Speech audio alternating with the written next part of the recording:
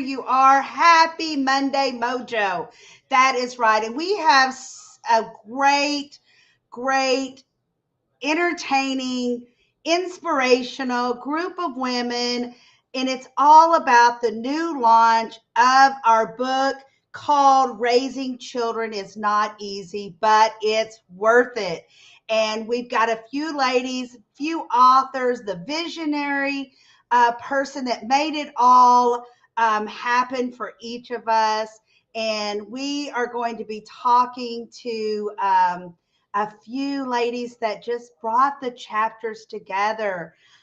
It is another great Monday Mojo series. What a way to start the week, a Monday Mojo with a number one book called Raising Children is Not Easy, but It's Worth It. No child is the same.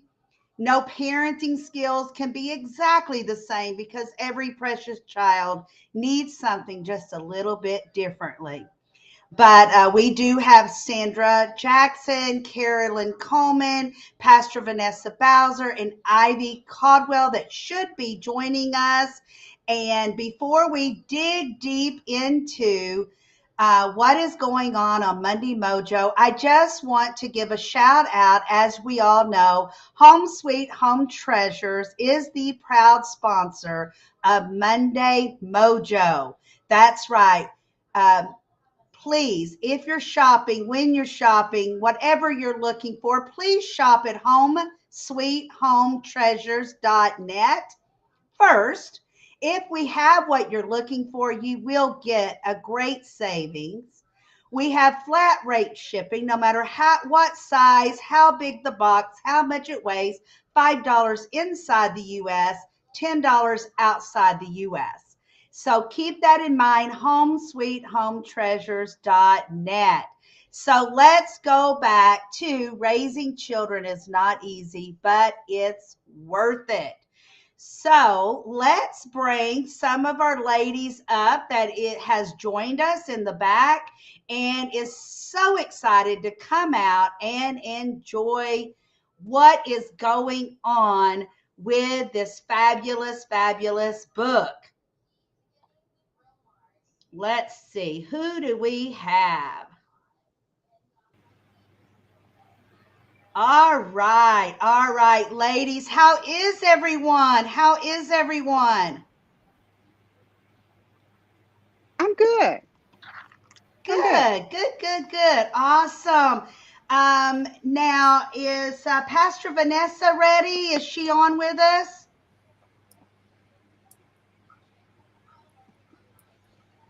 I don't see her right now.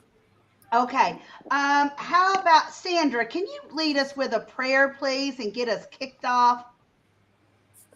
Oh, dear God, we love you so much. We thank you for all that you're doing, everything that you're going to do. We're just in awe tonight of your amazing and remarkable accomplishments that you allowed us to accomplish today. Father, we ask that whoever is listening to the show, allow them to be blessed by something that is said. Bless the host and bless all of the guests that is will appear tonight. Father, we thank you for all of our children. We call them, oh God, by name in the atmosphere, that you would touch each and every one of them, cause them to be obedient children, and cause the parents to love and to train their children in the fear and the admonition of Christ. We forever give your name glory, praise, and honor. In the matchless name of Jesus, we pray. Amen. Amen. Thank you so very much. Thank you so very much. We are missing one more. Hopefully, she will get in shortly.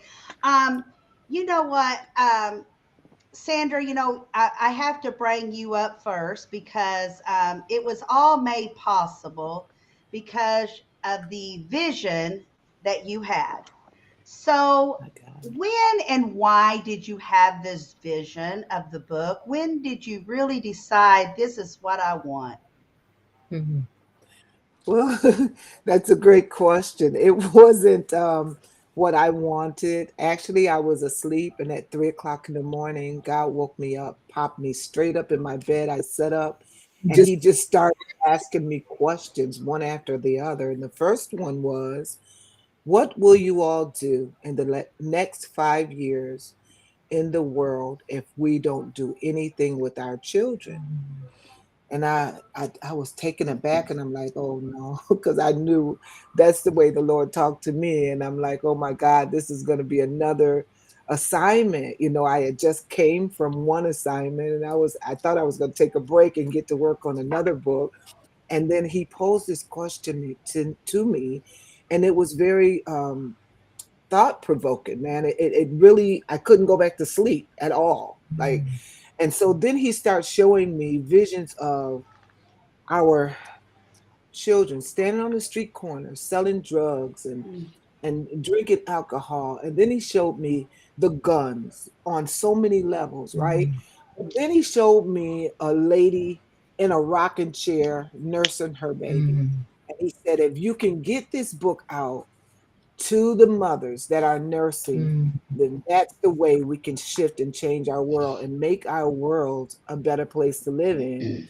And so he said, go and ask people. And I'm like very shy and bashful. A lot of people don't know that. I only move when God tell me to move, right? And so I'm like, Lord, how? Who do I start with? How do I do this? And he gave me the push, and he's like, he would not let me not do this project. And so I just started asking. I was embarrassed, but I said, I got to ask. And that's what happened. I just started posting. I created a post on Facebook and all of the other social medias, and I begin to ask people if they would like to join this anthology. And I'm grateful for the ones that joined. I am honored to have every last one of you all on this project along with me. That is amazing. Amazing. So, Carolyn, uh, I was noticing in your chapter that you have 7 parenting tips. If you had to pick one parenting tip out of the 7, which one would be like your number one or your most favorite, or whichever one you want to pick, and tell us why you chose that to be one of your tips, please. Yes, give me 1 sec. I don't want to confuse what I said with what I wrote. That's okay. That's Okay. okay. Okay. This one, do not let other people talk negative about your children. Their little darlings may not be perfect either. And there's a couple of reasons I put that as one of my tips. Their precious minds cannot discern whether you're saying you're acting out or you're bad. Well, you may not be acting appropriately. It's one thing. I heard a teacher when my daughter was in, I don't know, third or fourth grade, and she was telling the other children, you're acting stupid. That was her words. And so I I spoke with her. I was not going to leave that morning until I spoke with her. And she acted like she was very, very busy. And I said, can I see you outside for a moment? Because I wasn't going out of the room. And she was like, how may I help you? She had that type of attitude, and this was okay. And I said, it's one thing children can't discern. That young man may have taken it as though you called him stupid. I said he was acting stupid. I said, yeah, I heard you. I said, but he's 8, 9 years old. He can't discern whether you're saying you're stupid or you're acting stupid. The word itself is not a nice word. You need to find an, and she had many years as an instructor, many years. And she didn't give me any solace that she would change her way of speaking to kids. So I went and talked with the principal, and he knew her. He knew her attitude. He knew everything about her. Told me how educated she was, and she was tenured. I said none of that means anything to me. None of that means anything to me. Um, in fact, um, if I hear anything similar to that again, I'm coming to you now, but I will go to the board. I will go to the superintendent. That we don't need. We don't need people putting our children down. And Mm, this was in an age where other people could still discipline your children. And I mm, never had a problem. I never had a problem because I was that room mom. I was that mom on room in the room for a teachers meeting. If they were going to be gone for an extended period of time, they could call on me. I went on field trips. I was the chaperone. I have always been that hands-on individual. So with her,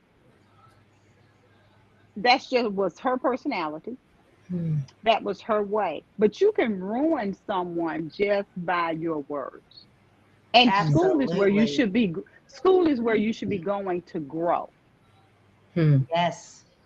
And Yes. you So are right. You know what? We have to realize when we send our children off to school, they literally spend more time awake at school than they do at home during the school year because they're there so many hours. And mhm. that is where they're supposed to learn and be sheltered and be around kind and nurturing people. So mm, you are absolutely, oh, I'm so glad I asked you that question. So mm. glad I asked you that question because it is, and every child can hear the same thing and every child could take it differently. Absolutely. And we don't need Absolutely. negativity back then or today in No, today's we don't world. need it at all. We don't need it at No, all. I agree with you. no. But I'm saying, to let you know the time frame Right, of right. when this Absolutely. happened. When they talk about it takes a village, it does take a village now and then. Mm, You need a support system, but you need your educators and you need people of authority to be that guide, not that put down, because mm, the children are our future. No matter how you want to look at it, they are our future. Oh, that is so true. I hear so many, and on that, I was going to say, I remember my parents saying, "Oh my goodness, today's children, they're making the world a crazy place and not to the better." And mm, I thought to myself, I'm never going to say that, but I've heard people say it and I still hear people say it today. The world's going crazy and it's not to a better point, but you know what? We have to make the best of it and we have to keep teaching each other of all ages, our children, each other as an adult, because the world is the place we live in. And it is the place that we need to put positive people around us.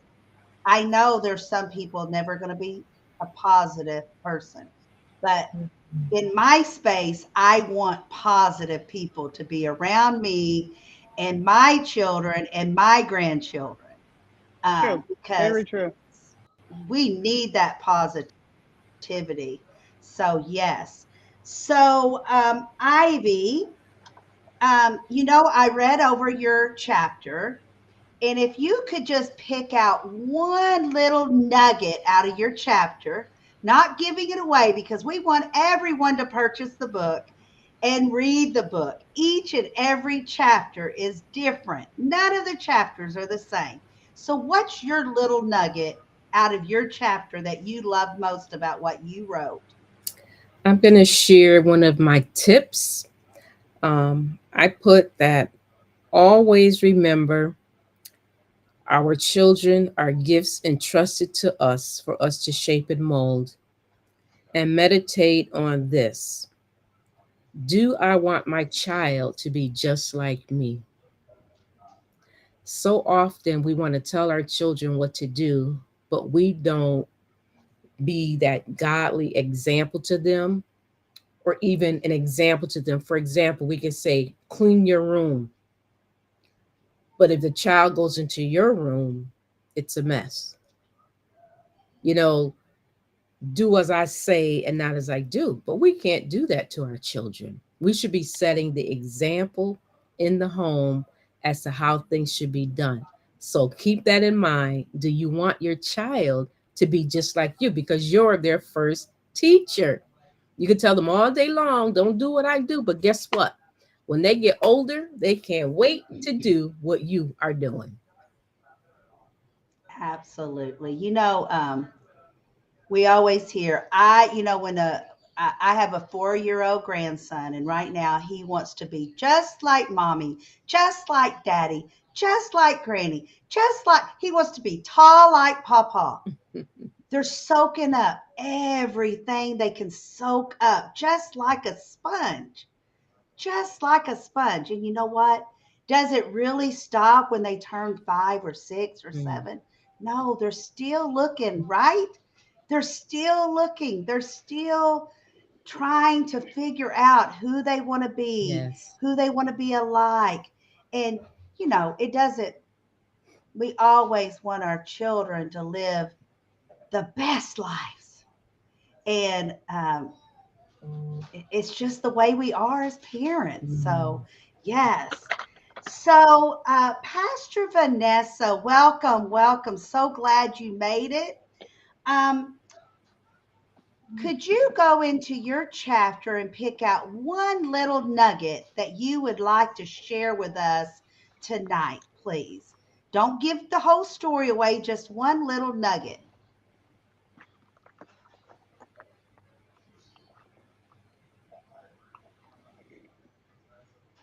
Can you hear me, Pastor Vanessa? Mm. I'm not for sure she can hear me. Okay. All right. Sandra, how about you? How about a nugget from your chapter? Well, believe it or not, the there are 3 pages of tips in this book. All 3 pages are for me, although my name is not on them. All right. So basically, what I did was I laid the foundation and I spoke about integrity. Um, Integrity is a key component to what we need to start teaching our children from day one. And Mm. so communication is another one. But I would like to deal with a tip. It's a funny tip, all right? So when I had my children, my first son, um, I used cloth diapers. I didn't know any better. So my tip number 6 is options. You have options: diapers or cloth diapers.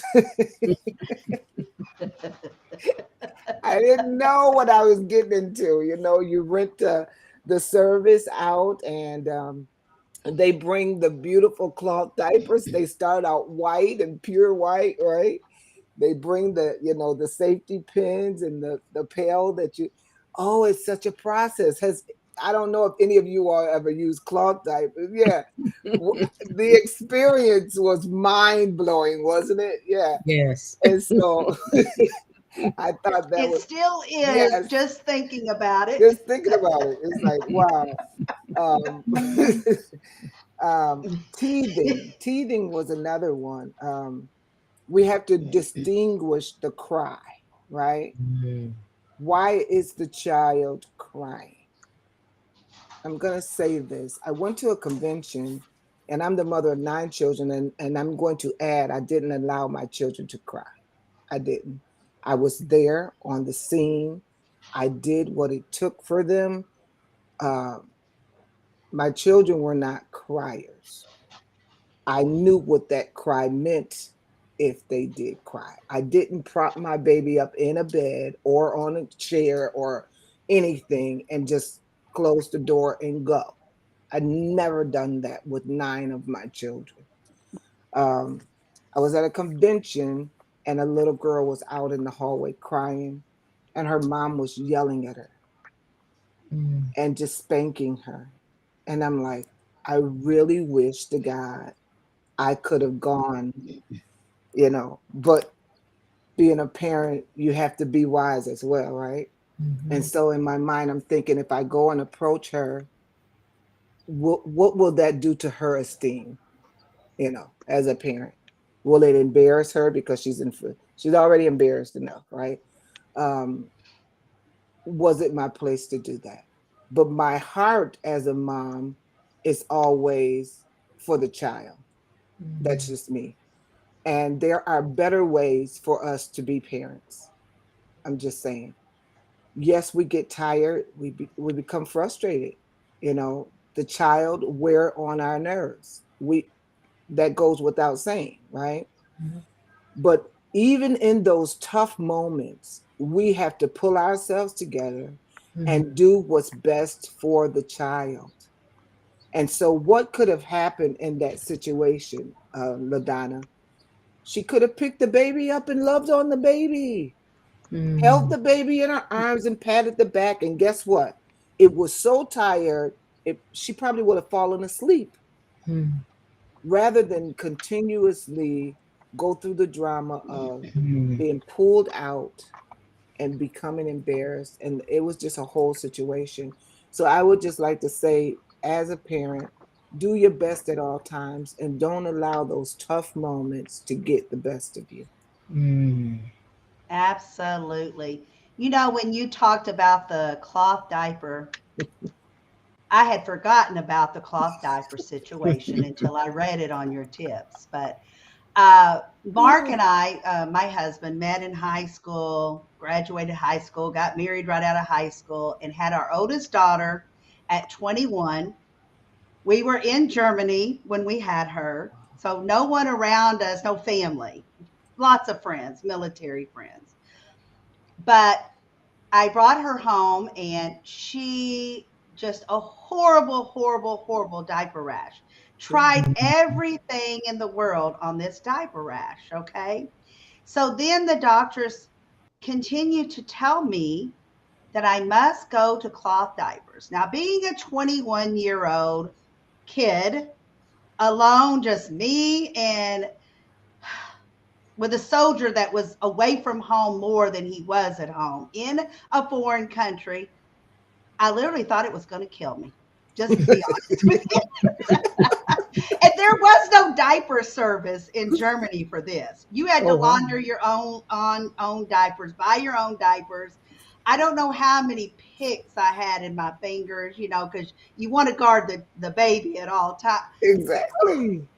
I just could not wait till she outgrew that. I mean, wow. So Indeed. I had Yeah. forgotten about that drama until I read it on your tips. And what a tip. But you Hmm. know what? We do what we need to do for our babies. And that's Exactly. what I needed to do for her. Exactly. And LaDonna, if babies I could, cry if, for, yes. yeah, if I could just add, if there are any children watching, I would like them to know that parents go through, trying to figure out what's best for them 24 hours a day. And then when we lie down at night, we're still trying to figure out what the next day is going to be so it can be the best for them. And Mhm. so for a mother to take on that challenge of cloth diapers, that tells you, children, that your parents really love you. Absolutely. I want to try to go back to Pastor Vanessa again. We couldn't get her earlier. Can you hear me, Pastor Vanessa? Oh, we can't hear you. Are you muted?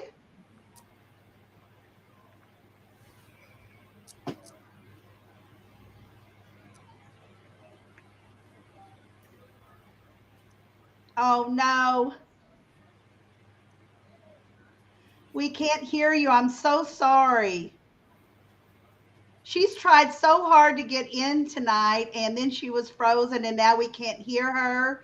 We know you're here. I'm sorry. Let's move back on to Carolyn. Carolyn, any nuggets that you want to talk about in your chapter? Um, each child is different. So the punishment is going to vary from child to child. what bothers one won't bother the other. Mhm. It's like, okay, no problem. You can say, go to your room, read. But if they enjoy reading, what punishment is that? Exactly. None at all. and and my children are readers, so that's not the thing.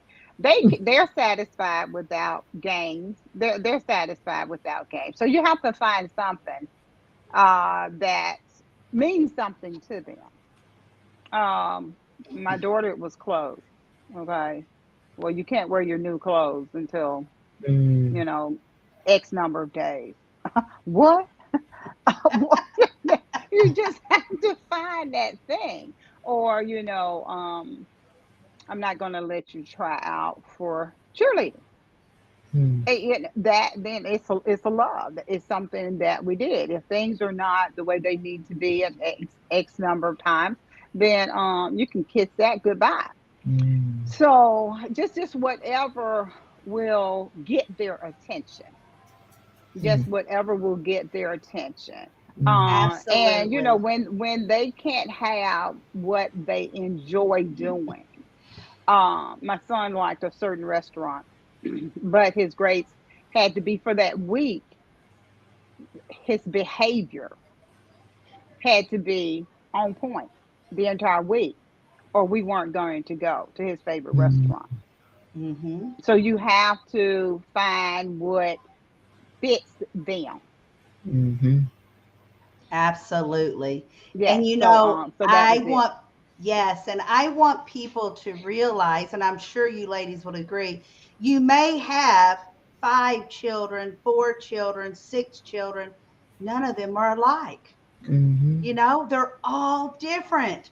They all Right. have different personalities, loves and likes and issues. I remember early on with my husband's career right out of college, after he finished the military, we came to Texas, which we still live, and he traveled a lot with Texas Instruments for training. And I mean, I was holding down my career job and a mother of 2 daughters and working outside the home and him traveling. I was, doing gymnastics and everything on my own and softball games and practices and trying to Mm. juggle the schedules. And my oldest daughter kept slamming the door. As soon as I would try to talk to her, she would start in her room and slamming the door on my face Mm. every time. And I kept telling her, do not slam the door on my face. Girls, it was once too many. I didn't yell. I didn't scream. I went to the garage. I got a hammer and a screwdriver and grounded her from her bedroom door. My husband thought I had lost it when he came back from San Francisco and the child had no more door. But it worked. She, I thought she was going to die. She put up a quilt over the door so she could have privacy. She wanted her door back, let me tell you. But it worked. It It Mm. worked. worked. Hmm. And It Mm. you know worked. what? That was it worked better than me yelling or screaming, or I had already Hmm. grounded her from everything else. So Sure. why Mm. not? Mm. So again, Sandra, you were like what, a 14 or 13 children in your family, and you have 9 children of your own, right? Correct. Okay, so, and you don't have to answer this if you don't want to. Sure. But if there is one thing that you know today that you wished you would have known when all of your children were younger, Hmm. what That's would you do differently? what would I do differently? That's a good question. Well, I will share this with you. The way I raised my first generation of children, I call it, it's different than the way I raised my second generation of children. And there's a drastic difference, and I recommend this for all parents. My first generation were dependent upon me for everything. So I think Mm. I enabled them. Mm. So I'll give you an illustration. If I were to pick them up at school, I had them to stand in a certain spot and they were not to move until I came and walk to get them. What that taught them was to obey step by step. It Hmm. never allowed for them to expand their own minds. So if something were to happen, to be to go outside of the box and to be able to think ahead of time to, make that move. What I taught my other children is, um, if I'm not there when I said I'm supposed to be there, make sure you're safe. Hmm. You see what I'm saying? You see the difference?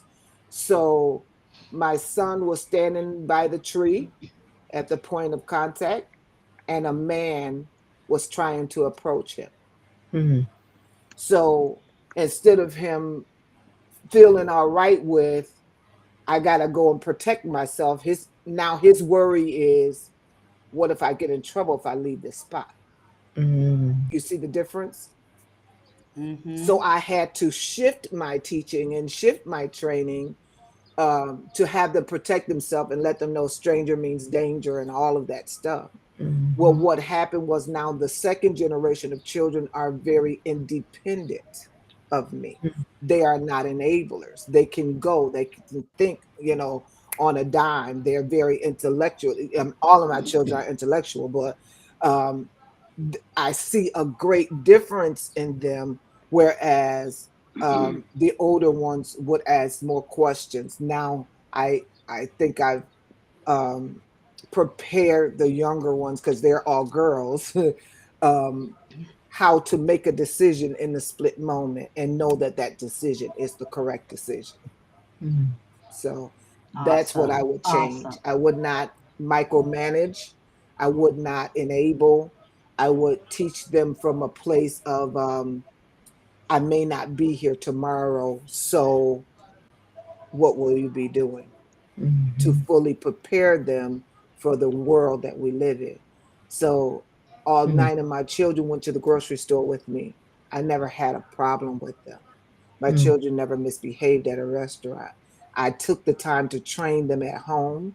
So when I Hmm. got out in public, I wouldn't be an open shame. It was all 9 of us plus me that makes 10. That's a lot of Hmm. moving and shaking. And Hmm. so I wanted to make sure, but you got to be careful even with that, because my daughter said, there's a quote that I used when I was teaching them. And she said it had a lasting effect on her. So I said, when you go out in the public, you represent me. Make Hmm. sure you're on your best behavior. And I know that seems common, because Hmm. that's probably what we all heard. Hmm. But this is the take that she gave me. And this was like a year ago. She said it that affected me in a way where I second guess myself now. Hmm. You see what I'm saying? So, am I going to wear this outfit? Am I going to be pleased with the outfit that I choose? Or am I going to be thinking, does this outfit comply to mom and dad's rules? Hmm. So, when we teach our children, we have to, now that we know better, we have to do better. We have to realize that what we're saying to them has a lasting effect on them. And we need to feed them more dialogue and not just say something off the top of our head. Explain why you represent me, not just say you represent me when you go out the house, because they're representing themselves too. Hmm. So I'll Right, yield my right. mic. You answered that so beautifully. We never rehearsed any of these questions. I want the public to know we never rehearsed any of these questions. This is just what's come into mind, and you did that beautifully. And you are so right. My girls are in their middle 30s now, and we have a very good, I think we have a very good and healthy relationship, and I hope they feel the same. We're very close, but they do tell me now that there's things that I said in the past that affected Yeah. them, and you know what, I don't argue with them. I say, I am so sorry. Hmm. I had no idea. That is not what I meant to come across like, No. because I would never want harm for my children mentally, physically, socially, in any way, shape, or form. Now, I was a strict mom. I was a very strict mom, but I was, Mm. but I would always say, I love you, but you're grounded from the car now. You know? You know what, And this LaDonna? is why you're grounded from LaDonna, the car. Ivy is gonna need to go in like a minute or so. Okay. Can you All talk right. to her and that I'll be here for you? All right. Yes, Ivy. To you, one thing from raising your children. I don't know how many children you have. I've not heard that story yet. How many children do you have? I have 4 sons. Oh boy. Four sons. Ooh, And baby. if you had to pick one thing from when they were younger to today's age, what would you have changed or said differently? Hmm. I really don't know. Hey, Well, what do you want to tell other parents, maybe? Just one thing um, you'd like to tell other parents. I mean, I was strict, as well, not allowing them to go certain places and hang out with certain people. But one thing, sometimes our children's can, when they're in their mischievous seasons of life, you look at them and you think, is that my child? Come on. And me and my husband used to play a joke, go get your son, go get your child. They know that's your child. But yes, that's our child. Isn't it amazing when they're doing bad, they belong to me, and when they're doing great, they belong to him? Yeah, I yeah. could never figure that out. Thank you, ladies, and enjoy. Thank you. Have a beautiful evening. It's been a pleasure having you here, and I hope that everyone has learned something. So let's go back to Carolyn. Carolyn, how many children do you have? Oh, I have two. Two. Grandchildren? One. One. So, what would you, you know what? I'm going to twist yours up a little bit. Um, so if when you talk to your grandchild one day, maybe not today, but one day, or you're talking to your children about your grandchildren, what's one thing that you might want to um, advise them on that you might have done a little bit differently with your wisdom today? I think it'll be basically the same. Um, Make good choices. Um, you're not doing anything that is new. Whatever you're in a hurry to get outside to do, it will be there. You don't have to take it in all at one time. Pace Mm, yourself. Just pace yourself. But remember, you're responsible for yourself. You're responsible for the decisions you make. So make good choices. Don't come to me with Herbie told me to do this or Charlie was doing it. I want to know what you did because I'm not concerned about Herbie or Charlie. I mean, naturally, I don't want either any of them hurt. I don't want any of them to the point of no return. But when it comes to you, I'm going to ask you. And that's what I told my children, and that's what I tell my grandchild because there's a responsibility that we all have to deal with. that's beautiful. And that's so true. And you know what? I want to leave tonight's segment of Monday Mojo with something that is one thing that I tell my daughters, and I have a 17-year-old almost 17-year-old grandson, well, almost 18-year-old grandson, and he's at that age where they think they're adults, and his single mom knows nothing. You know how it is, but they have a, one thing I suggested to her is listen, be there, give him guidance because this is an incredible journey in his life that he's trying to find himself, figure out who are the right friends, the better decisions to make. Even though we've all taught him this is the time of their lives that they're trying to figure it all out and Hmm. show us that they can rule the world. True. So, with that said, thank you so very much for all of you being here. And Sandra, one last thing. Please tell everyone how the book has done since we have launched. Oh, wow. We have great news, you all. We are number one Amazon bestsellers. We are two-time bestsellers with the paperback and the Kindle. We are international bestsellers. And here it is. This is unprecedented. We are bestsellers in 12 categories. That is unheard of. That is like, oh my gosh, I am so excited. God really showed up and showed out. And you know what? It's amazing what a group of people can do when we all just pull together and do something so incredible that can help so many. We have couples, we have single parents, we have aunts and uncles, we have grandparents that are raising children, helping raise children, making examples for other children. So this is a great book, and like I said, the chapters, none of them are the same. So make sure you read each and every chapter. I want to thank and everyone for being here with me tonight. Please, please, if you're here live, please put on any questions you have as we're wrapping up.